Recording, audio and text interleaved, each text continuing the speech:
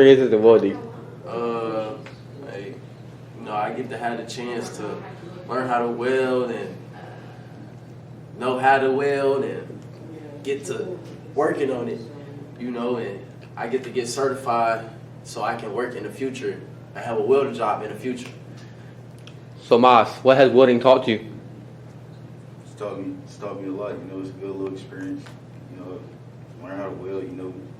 Get me right. Get a job. Make some money.